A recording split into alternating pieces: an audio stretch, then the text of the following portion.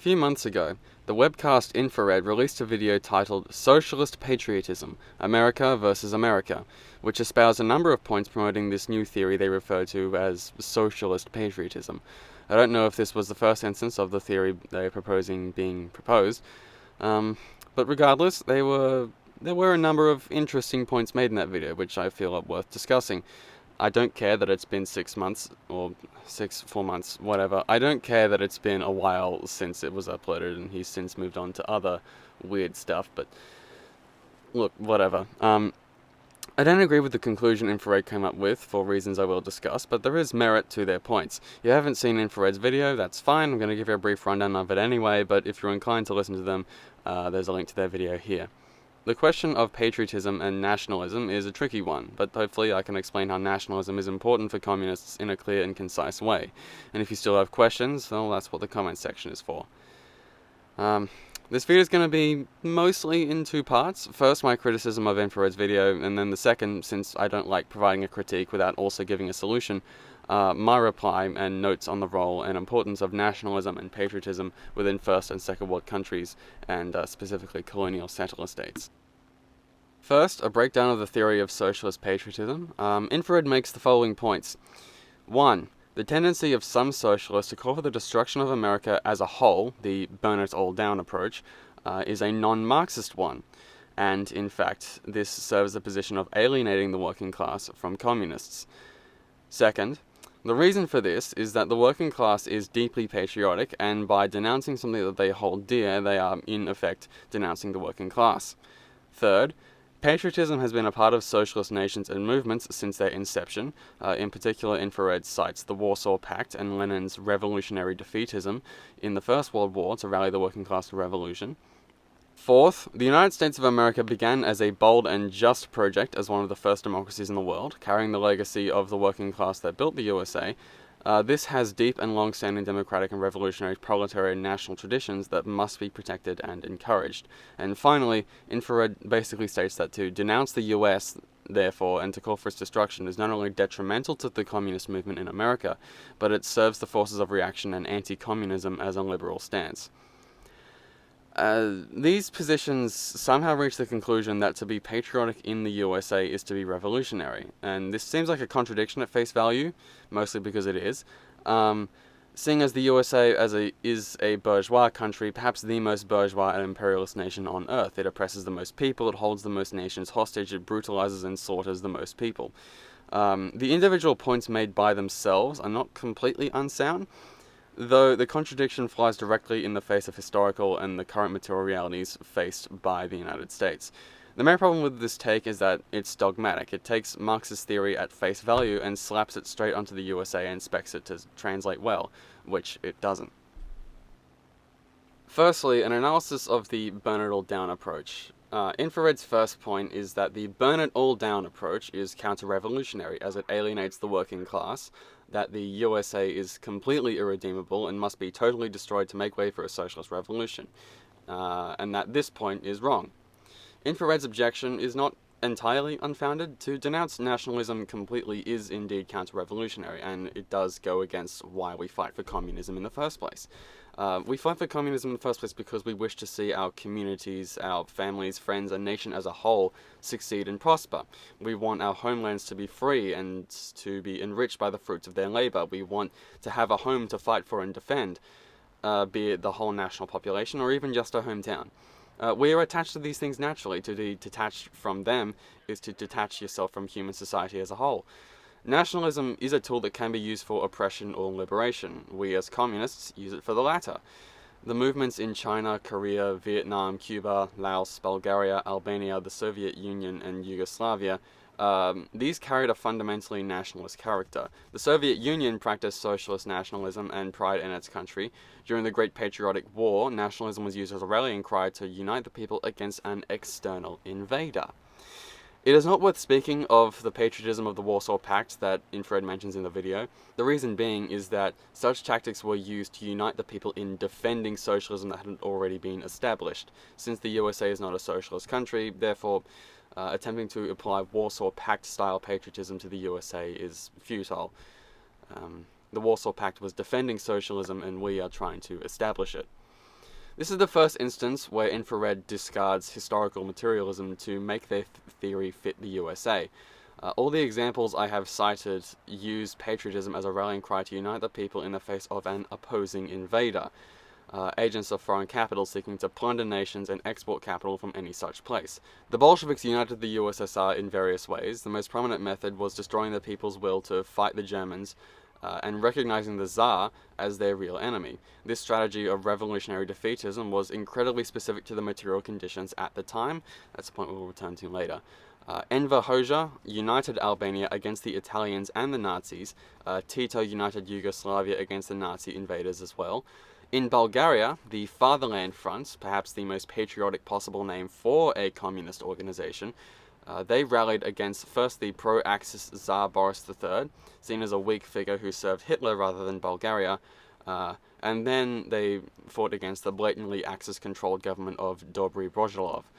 And the Chinese struggle against Japan and the United States-controlled Kuomintang, the many anti-imperialist and anti-colonial struggles in Asia, Latin America, the Middle East, Africa, and so on, the Caribbean as well.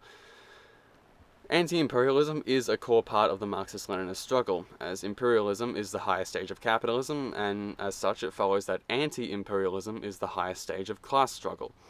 However, the United States is not subject to the whims of any foreign power, nor is it locked in any devastating or unpopular war against a bourgeois country similar to it. The United States of America is not fighting another liberal bourgeois democratic republic like France or the Russian Federation, no matter how badly Biden wants it to happen. The USA is decaying and collapsing as we speak due to its own internal contradictions and of capitalism itself, not because of imperialist or colonial subjugation. Material conditions in the USA and its position as a world imperialist power make this point of attempting to apply 20th century revolutionary and socialist Russian tactics to a 21st century capitalist America incoherent and wrong. Second, they make the point that denouncing the USA means alienating the workers, since a vast majority of the working class is not caught up in all the up-to-date goings-on of, bread tube, identity politics, anti-capitalism, anti-imperialism, and so on and so forth. This is partially correct, but again, erroneous in nature. Infrared appears to forget that much of the people who denounce the US are people who are targeted by the US. Indigenous Americans, African Americans, Hispanic Americans, Asian Americans, and the like. All of whom who have been targeted and actively attacked by the United States of America and its institutions. Is it not correct for them to denounce the United States? Is it not justified for them to hate their oppressor? Not to mention the question of Hawaii and Puerto Rico, American territories in the Pacific and Alaska as well, all of which are occupied territories the US has no business in being, and most blatantly of all, the question of indigenous Americans who are perhaps the first victim of US aggression and imperialism. Are these individuals meant to simply roll over, to betray the interests of their communities and groups and simply accept the United States as their government? Because according to Infrared, yes! Infrared justifies their argument with this. The cultural traditions and institutions of the United States, the traditions that the Founding Fathers laid out in the Constitution of the United States in 1776, that of liberty, democracy, freedom, and all that, those things apparently justify this arrangement, and place the United States as a head above all other nations, as an exceptional nation with cultural traditions that go beyond racial and national boundaries. They also justify the occupation of indigenous land with a point that programs such as Land Back are not in the primary concern or interest of the indigenous populations of America, and that communists should instead focus on land reform and other such programs aimed at aiding the material needs of the indigenous population. Now, of course, providing real physical material aid to such communities is obviously at least slightly beneficial, but the wider scope of this argument should reveal itself as nothing short of national chauvinism and American exceptionalism. It asks imperialized communities and groups to forget the struggles that they fought so hard to win, to ignore past atrocities, and simply accept the United States and look to its glamorous side of freedom and democracy, arguing that the modern American worker has nothing to do with the struggles of the past, that no modern American worker is a colonizer, or segregationist, or the like. And I just gotta say, this could not be any more tone deaf to the conditions of the present USA. It blatantly ignores the fact that racism, de facto segregation, and colonialism are very much alive in the present USA. More than that, the American Revolution, while indeed, for a time, a source of inspiration for revolutionaries around the world, it was indeed a democratic revolution. But it was nonetheless a bourgeois revolution carried out by the bourgeoisie for their own class interests, and has by no accounts any influence whatsoever on modern American revolutionary politics, nor should it. It was a liberal bourgeois revolution. Any point made after that is nothing more than American exceptionalism and chauvinism. The United States is not any more special than other states such as Italy, Britain, Spain, Mexico, France, or any other nation for their democracy, if you can even call it that. We're all communists. We all know that democracy under capitalism is, the same as democracy for slave owners and all that shit. While it is true that the average American worker is by no means a colonizer, that does not discount the fact that colonialism happened, and it had disastrous and long-reaching consequences and effects on the United States and its indigenous peoples. These atrocious crimes cannot be swept under the rug because, it happened X amount of years ago, especially when it is still affecting indigenous communities today. This white-centric viewpoint is wholly un-Marxist and is directly opposed to the principle of national self-determination, a principle that we, as upholders of Marx, Engels, Lenin, and Stalin, hold dear. What revolution in a colonial state can be made without the participation of colonized peoples? Were they not the first architects of democracy on that continent? Did your sacred Ben Franklin not admit that the idea for a Congress was taken directly from indigenous peoples themselves? The sheer impudence of this truly astounds me, and I want to say I'm surprised, but I'm really not, because it's a take that was made by an American, so of course it was. Finally, the crux of their argument appears to rest on the fact that working class people in the USA are deeply patriotic, and to denounce the USA is to denounce them, but that the USA has been distorted into this evil empire rather than the good and wholesome republic it was meant to be. This take, again, ignores historical materialism. The USA was not founded by good and wholly firm believers in democracy, it was founded by slave owners. There is no other path of development it could have taken. The USA is built on stolen land and upon the blood of millions of murdered souls at home and abroad. The USA is host to the most comprehensive propaganda and indoctrination apparatus in history. It is no wonder that millions of Americans blindly believe whatever history they are taught and fervently oppose any attempt to teach the truth. Opposition to critical race theory is extremely telling, that the United States has a history so pathologically evil that its leaders attempt to ban its retelling. There is no easy way around this, and Infrared's refusal to acknowledge the full scope of US imperialism and genocide, refusal to associate the US's criminality with the US itself, speaks of either ignorance, apathy for the international proletariat, or defeatism in their refusal to confront these crimes. Rather than reveal the truth, they would rather continue to peddle a dead lie that not even the workers themselves believe in anymore. There is no American dream. There never was liberty or democracy, nor freedom and justice for all. Of course, there will always be hardliners who follow such fantastic tales to the end of time, but the fundamental error of Infrared's theory that denouncing the US will alienate the workers brainwashed by the US propaganda machine is their inability to detach the United States from America. When the Russian Empire was retreating on all fronts in a bloody bourgeois war that was wholly unpopular with the people, Lenin offered an alternative, a new Russia, quote-unquote, that served the workers, but most importantly, as we communists should note, a Russia that wasn't even Russia. Was the Union of Soviet Socialist Republics at all comparable to the Russian Empire? Not in the slightest. We have a tendency to view the USSR as Soviet Russia, but this is incorrect. Russia composed only one part of the Soviet Union. It was 15 separate republics and countless oblasts and autonomous regions that gave voice to the hundreds of thousands of different cultures within the former Russian Empire. Its most famous leader, Joseph Stalin, was not even Russian. He was from Georgia. This is an incredibly important fact that Infrared seems to completely forget about or disregard. The Russian Empire and the Soviet Union were not the same in more ways than just economically. The USSR gave, for the first time ever, self-governance for the people of Belarus, Ukraine, the Caucasus, Central Asia, and the Far East, which for centuries had been oppressed by the jackboot of the Tsardom in Moscow. Now, they had a say in not only how their lands were governed, but in how the entire Union was run too. The entire system and institutions of the old Russian Empire were bulldozed and cast into the fire, state machinery seized and converted for proletarian use. From the outside, it only appeared that the flag and the Tsar had changed, but this could not be farther from the truth. When a revolution occurs in America, it must take on this character.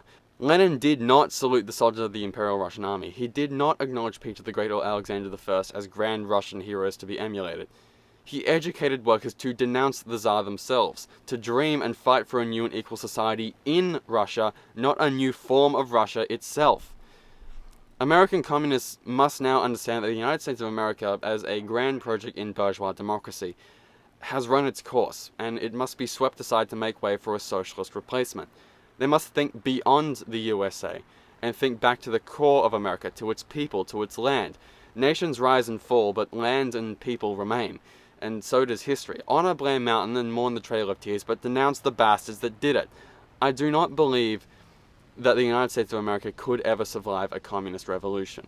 The national question, as asked and answered by our great comrade Stalin, forbids it. Too much has been done to ever redeem the cult of Washington. It is another phase in history, and American communists must think beyond the United States and be able to aim to create a new socialist land in North America. Like, come on, the Confederates were capable of creating a nation in America that was not the USA. Communists should be able to do a bit better than that.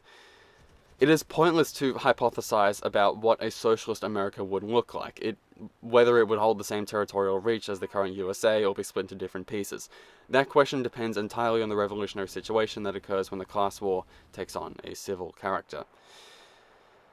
In summary, Infrared is wrong because they ignore the historical materialist conditions of America's past and present, and frequently ignore or brush over the struggles of the oppressed peoples within its borders that have been directly oppressed and persecuted by Washington. They are chauvinistic in this regard that those who have been oppressed by Washington should betray the interests of themselves and their people in favor of some long-dead American dream. They refuse to attempt to educate the working class of the potential for a newer, better America beyond the USA. They would rather roll over and play along with the current bourgeois beliefs of the working class.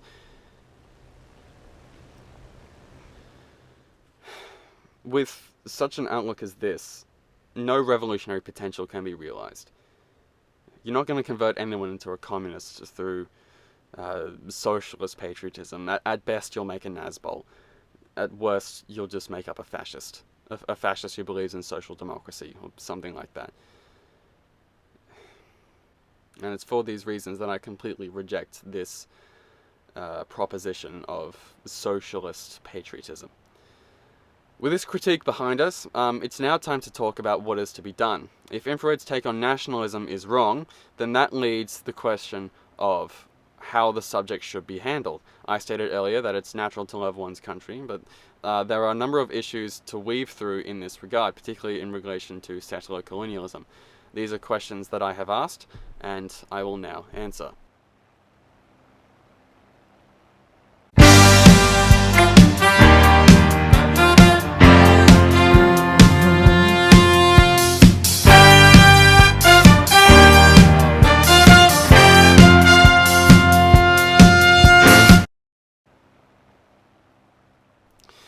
I would refrain from using the word patriotic, seeing as that implies support for the existing social order.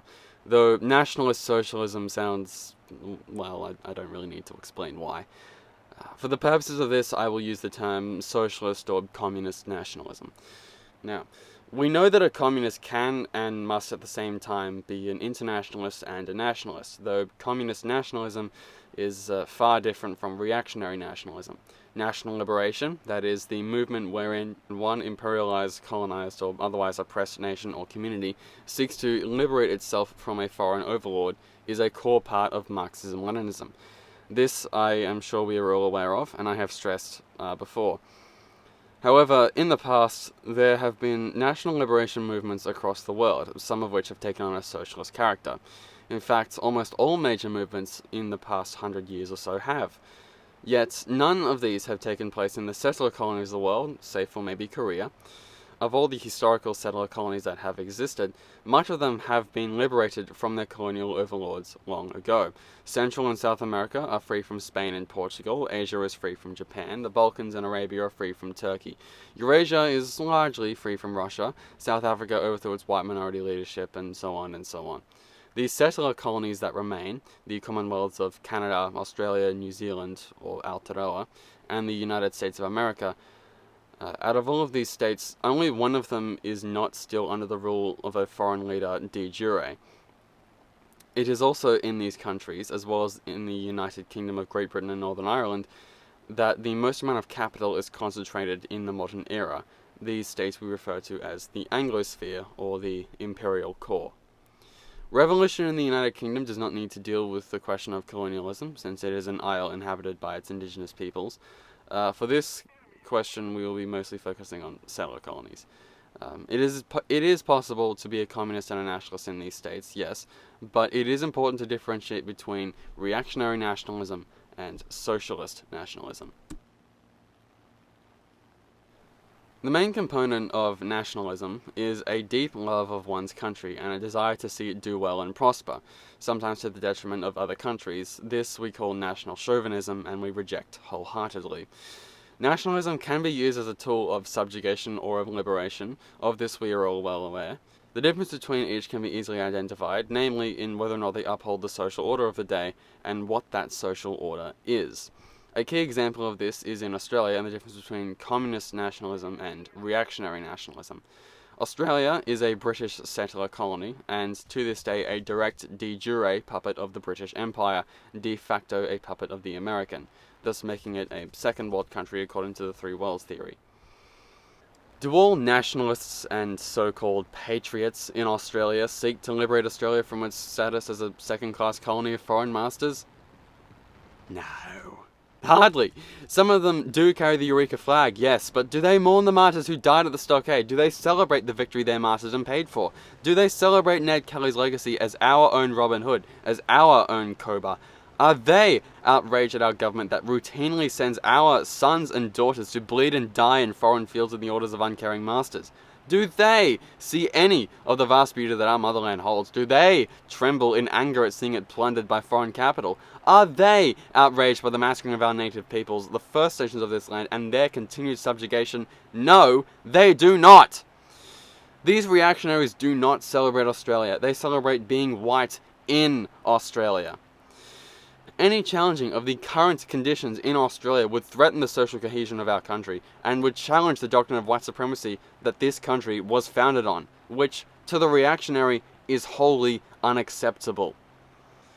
They wave our national flag, the one stained with the Union Jack, rather than the Eureka Cross, quite literally adopting the iconography of white supremacy and colonialism. The same applies to reactionary nationalists of America, Canada, and New Zealand, all of which are home to nationalist groups which do not serve their countries, but rather serve the interests of their national or international bourgeoisie, upon which it can be called into question whether or not these patriots are even patriots at all, selling out the majority of their homeland to a gilded few. As communists, it should be incredibly obvious to us that this is not nationalism or patriotism in the slightest, but it is national chauvinism. It is reactionary nationalism, as they seek to uphold the current or past social order. And on that note, we can safely say that it is not, in fact, reactionary to be a nationalist in a settler-colonial state, provided that one is a socialist nationalist. Across Australia's history, never have the Australian people ever truly been in charge of it. We are still a colony. For all our history, we have been under either the direct or indirect rule from London or Washington. Many egregious crimes have been committed in our past, but all of them, or a majority of them, were perpetrated by British colonial authorities, or ordered by governments subservient as puppets to Britain or America. They, quite literally, happened under the Union Jack, which still stains our national flag today. A class analysis of Australia reveals that little has changed since 1788. In 1788, the class structure of Australia was very simple. It's just basically a pyramid with the base getting bigger as you go down. At the top were the British colonial authorities, and below them, the rich free settlers, the richer free settlers and merchants. Below them, the convicts and poorer free settlers, which made up what would eventually become the working class. And below them, Indigenous Australians, coolies, and other immigrant labour. In 2022, this hasn't really changed much. The British colonial authorities are now national bourgeoisie. The national bourgeoisie and political bureaucrats, the richer free settlers and merchants, are now the petty bourgeoisie and labour aristocracy. Convicts and poorer free settlers now make up the working class, and the bottom rungs of Australian class society is still composed mostly of Indigenous Australians and immigrant workers. There are multiple phenomena to be observed in this analysis of Australian classes and how they have changed the historic relations between them. While convicts were certainly settlers themselves, they were by no means eager to be in Australia. They themselves were victims of capital, often charged with petty crimes such as the theft of food or other vitals. While normally they wouldn't have been sentenced to death, Australia was thought of as a hell on earth, so they were sent here. Torn from their families and homelands, many convicts outright defected to join Indigenous resistance groups active in the country, particularly from 1788 to around 1815. Class society was present in Australia from the founding of the first colony of Botany Bay, the colonials, the convicts, and the Indigenous Australians. The British colonial authorities and richer free settlers often cooperated with each other at the expense of the enslaved convicts and the Indigenous population, tensions that eventually boiled over into the 1854 Eureka Stockade and the formation of Australia's incredibly strong Union culture.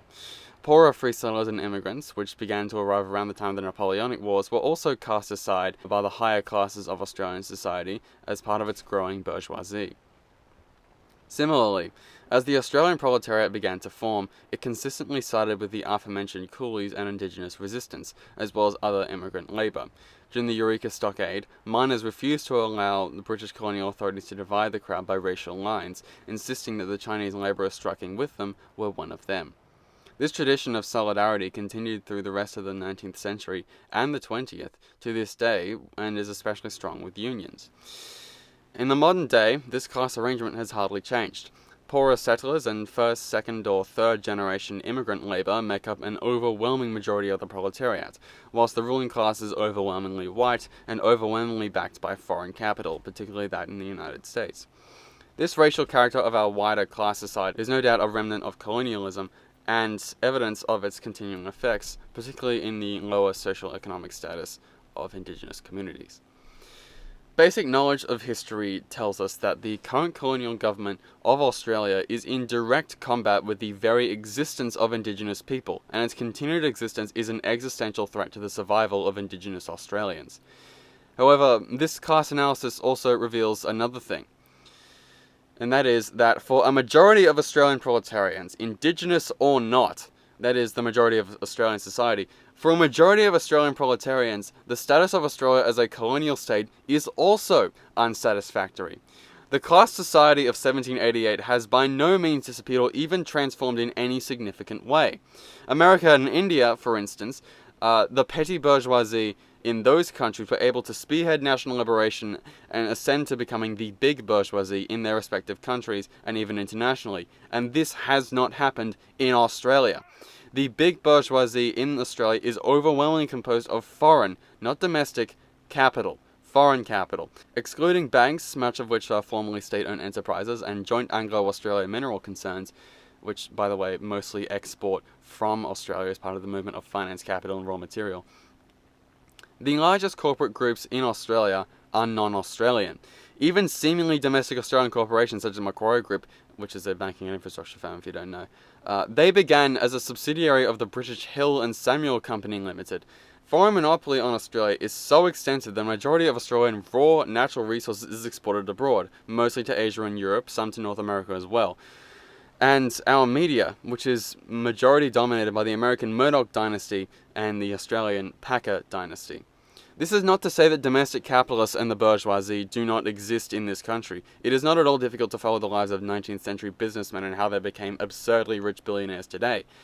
All of them began as what we would consider rich settlers, and made the natural progression through a colonial capitalist society to become the bourgeoisie, and then the big bourgeoisie. Though ultimately they serve the interests of capital, which is the interests of the major bourgeoisie, the international masters of finance. You know, your Warren Buffett's, Jeff Bezos, Elon Musk, those types of guys.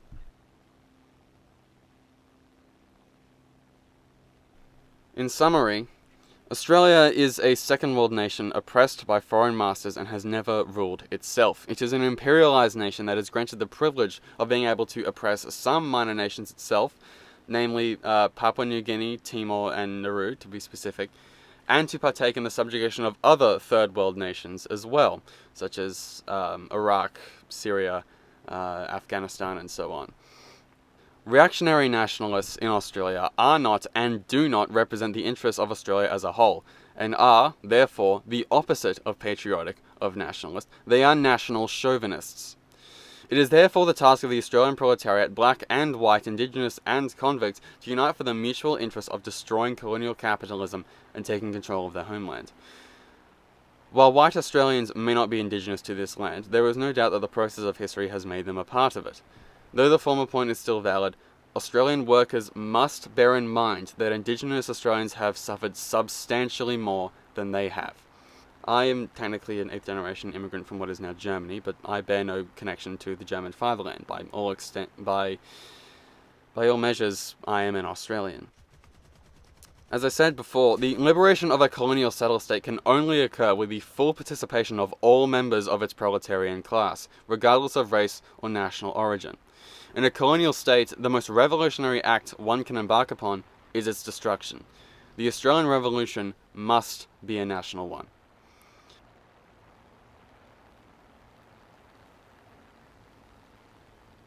Now, going back to talking about the United States is not like Australia.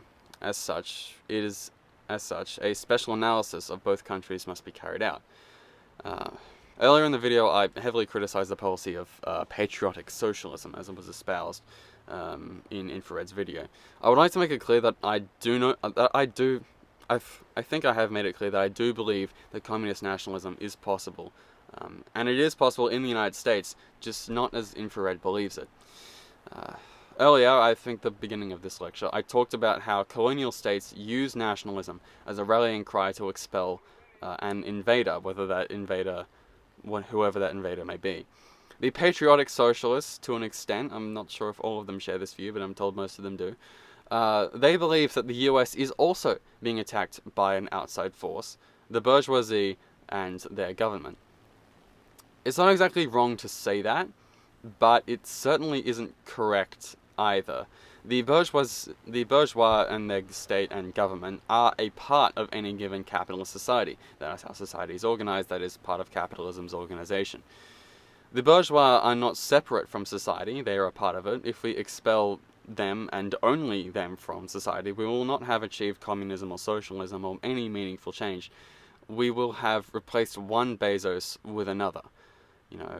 One Wall Street lackey with the next. Additionally, the American bourgeoisie does not interact with the American proletarians the same way they interact with, say, Mexican or Filipino or Senegalese or Indonesian proletarians. Yes, American proletarians are exploited. Yes, they are abused and mistreated just as much as any other worker. But the crucial difference is that the United States stands at the top of the imperial economic order. And as a result of that, it is the greatest economic exploiter. It imports large quantities of capital from foreign nations, from imperialized subjects and colonized states. With this import of capital, obviously some is used for the betterment of the nation. Some crumbs are thrown back down to the lower classes of America. Some exploited and plundered wealth is reinvested into domestic infrastructure or public funds. The biggest example of this can be seen in the so-called Nordic model. The nations of Denmark, Norway, Sweden, and Finland are active participants in global imperialism. The only difference between them and other capitalist states is that they reinvest slightly more of their plundered resources into their countries rather than the pockets of capitalists, which is why so many capitalists love America.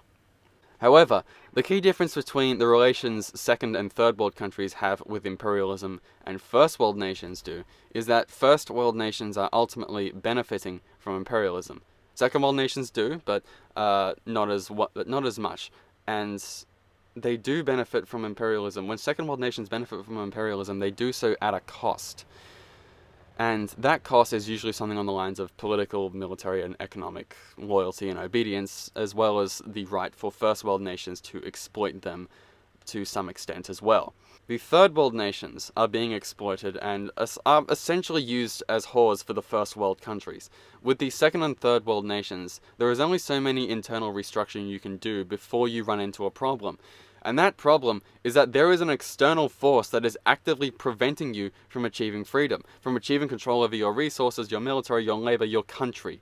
Aside from your own domestic bourgeoisie, you will have to, even if you become president of some such place, you will have to deal with imperialist aggression, sanctions, embargoes, foreign agents, color revolutions and staged protests, and other acts of foreign intervention within your country by imperialist powers who want you as an obedient little dog that prioritizes their robber barons over your people. If you Americans want to understand what it is like in these countries, imagine capitalism now. Imagine capitalism in the United States as it is at this very second. But with half as many paved roads, with half as many hospitals, half as many schools, but just as big of an army, 10 times less public works, infrastructure, and commercial industries, and on top of that, an all-powerful empire from across the seas is stopping you from doing anything to advance your pitiful existence beyond mining for blood diamonds in Arkansas for 50 cents an hour. Your children dying of cholera and typhus, bribing your military and government to keep you poor, destitute, and desperate. That is what imperialism looks like. That is what colonialism is. And that is what it looks like when your entire country is oppressed by a foreign power, not when Big Macs are $1 more expensive, but when you and your country are dying.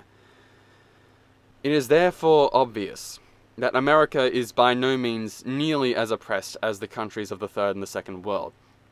But that does not discount the fact that American workers are indeed oppressed, black and white, of all races and nations. Yes, Infrared is correct when they say that in America, modern-day American proletarians, white or not, bear no responsibility for the crimes of the past because they were not in control when they happened. They did not perpetrate them, they did not order them. This I've already said myself and about Australia. Over time, countless peoples have made America their home. For a majority of American workers, they, although not indigenous to the lands they inhabit, I've said this about Australia as well, they have become a part of them. This is the material reality that we find ourselves in. It is indeed a horrific tragedy that countless indigenous nations, civilizations, and peoples were systematically eradicated in the name of white settlement. The effects of such actions still linger. Although the direct actions of genocide, ethnic cleansing, enslavement, and so on have largely ceased, there is still displacement, there is still erasure. But such crimes cannot be undone, only healed from. And with that said, the history of America is one of colonialism, imperialism, and wide-scale genocide, and any attempt to whitewash that history is blasphemous at best and outright malicious at worst. The patriotic socialists attempt to co-opt the icons that have so fought against American imperialism and capitalism, and claims that they fought for America, the ideals of America.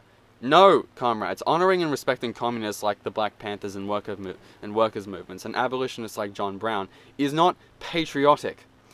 Being proud of the American tradition of rebellion is not either. These people were literally the opposite of tradition. They were enemies and traitors of the United States, which is a good thing.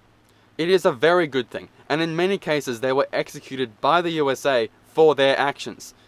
The American tradition is white supremacy and slavery. To be patriotic in such a country is to implicitly support it, no matter how much you insist that you actually just support the right parts of its history, whatever you decide they are. The American tradition is slavery and genocide. There is no escaping that inalienable truth. That is what the Stars and Stripes represent. There is no sugarcoating this, there is no way around it. There is no way to avoid, reconcile, or rehabilitate this part of America. It is history, it is fact. The Stars and Stripes do indeed represent freedom and democracy and so on for hundreds of millions of people, but for billions more, for thousands of hundreds of millions more, for billions more, it represents slavery and genocide and war. That is a fundamental truth that must be understood. You cannot even think of putting down the gun of imperialism if you refuse to acknowledge that you are holding the gun in the first place.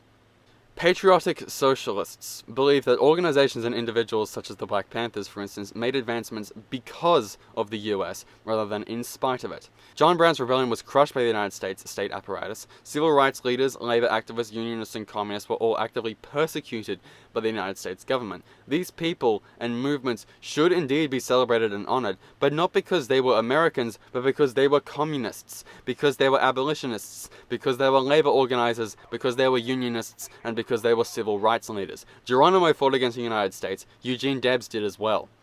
Patriotic socialism calls for the celebration of American tradition, rebellion, progress, liberty, democracy, and all that shit, in spite of America's genocidal presence, but fails to understand that such rebellion and progress happened in spite of the United States, engaging in direct conflict with the United States and what it stands for.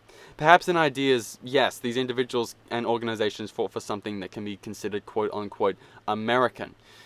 But in concrete practice, they fought directly against everything that is American. In ideas, yes, the United States can be considered to have been a vanguard of democracy and liberty and freedom and all that.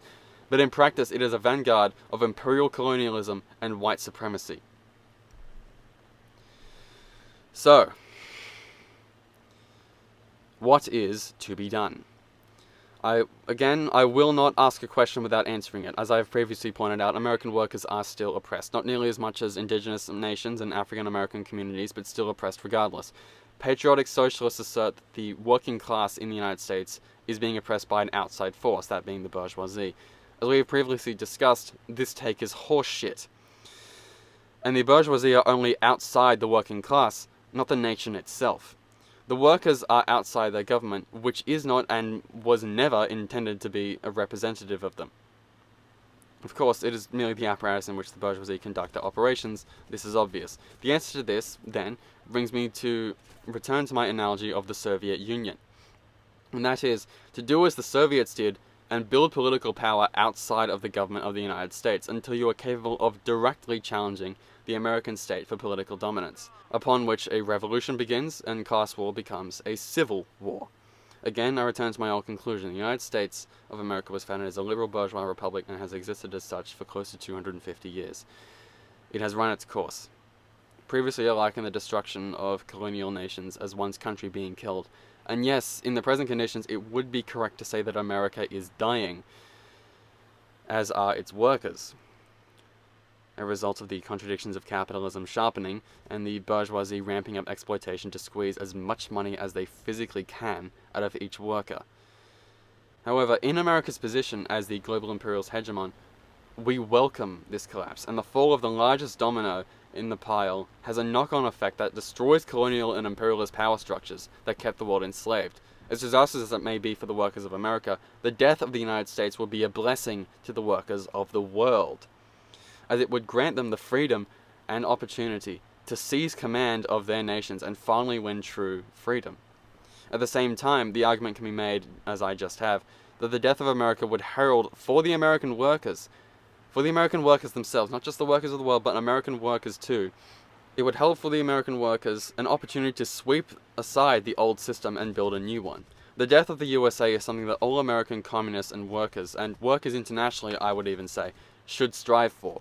The time has come for American workers to pulverize the cult of Washington and replace the bourgeois republic with a socialist one. Now, on the question of national self-determination within the United States, there are many nations and communities in America, many of which are vying for liberation, each of which have separate but similar grievances and demands. In Australia, most Indigenous tribes and communities do not have a concept of statehood, and although the law of self-determination is and must be respected, it is unlikely that any new countries will emerge after an Australian revolution. Though, obviously, if the Indigenous communities should so desire to create one, provided it's socialist, well, obviously they would be granted that. In America, however, this is not the case. Owing to both the national composition of America and its geographical components as well, the indigenous peoples of Australia largely lived nomadic lives, viewing themselves as caretakers of the land rather than owners. They maintained a complex system of crude international relations, if you want to call it, with their immediate neighbours. But that was largely it as far as nationhood goes. Indigenous Americans, on the other hand, they did form states and nations. The Iroquois Confederacy, for example, formed in 1148, was one of the major inspirations for the United States Congress.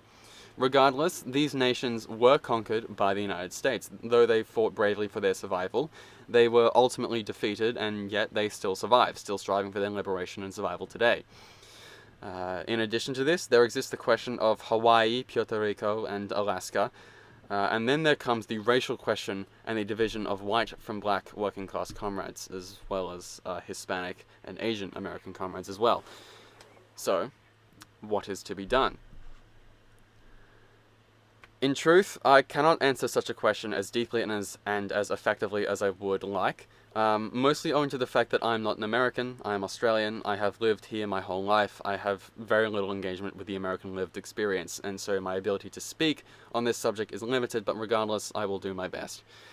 I would suggest something similar to the Rainbow Coalition model supported by the Black Panther Party. I'll be honest, I had not heard of such an idea until researching this, but essentially, each proletarian group with a vested interest in overthrowing capitalism and its effects, that is to say, pretty much all groups in the United States, save for the bourgeoisie, for them to work together for the mutual goal of creating a new socialist state in America, or socialist states, that can meet the needs and demands of such groups that they may have and desire. I suggest this policy for America and not Australia for a simple reason, and that is the fact that in America only 60.2% of the population is white, with the remainder being a mix of African American, Asian American, Hispanic, and Indigenous American, among others. Together, they form over 100 million people in the United States, just as non-white groups alone. In Australia, our country, for better or worse, I'm suggesting worse, our country is overwhelmingly white. A majority of at least 71.1% or as much as 89% of the population of Australia is white. The remainder is a mix of Indian, Southeast Asian, some African and South American, with only 2.8% of the population, which is around 750,000 people, being Indigenous, and half of them are in prison. This is not meant to imply that the Indigenous voice is any less valuable, but rather it highlights the differences in considerations communists in these respective nations must consider. Like America, and to an extent Australia, the Russian Empire, I'm returning to this analogy again, the Russian Empire was also filled with hundreds of ethnic groups, each desiring their own representation, and yet they were organized into one united, cohesive union. Not a new Russia. I'm returning to this point again, not a new Russia, but a union of Soviets. If American revolutionaries wish to maintain the territorial integrity and borders of the current United States, so be it. But a socialist republic that emerges out of it must not in any way reflect the empire that preceded it. And ultimately, the law of self-determination is, well, ultimate. Unless they're trying to form a capitalist state, of course. You're permitted to stop them if they're doing that. We don't want any Marcus Garvey type figures.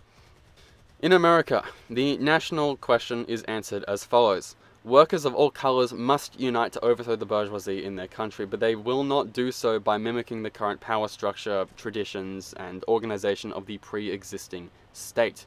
They will do so by building a united front of all races and nations, as did the Bolsheviks, to overthrow the bourgeoisie and build in its place not a socialist version of the United States, not a United Socialist States of America, but a socialist state in America. That is the task of American communists, to smash the capitalist US, to build a socialist America. This doctrine can be applied to Canada, Australia, and Aotearoa and other states, but doing so requires a different approach each time. You can't take the theories that I've put forward here and slap them onto your country and expect them to work automatically. You must know yourself, you must know your nation, and you must know your people and the world that they live in. That's the only way that we win, it's the only way we'll ever get anywhere. A revolution requires the participation of all inhabitants in any given place to succeed, or at least a majority of them. So know yourself, know your enemy, and know your friends, and you will never see a day of uncertainty. Thank you very much for listening. I am Commissar. Like and subscribe, or don't, it doesn't matter. Yeah, see ya.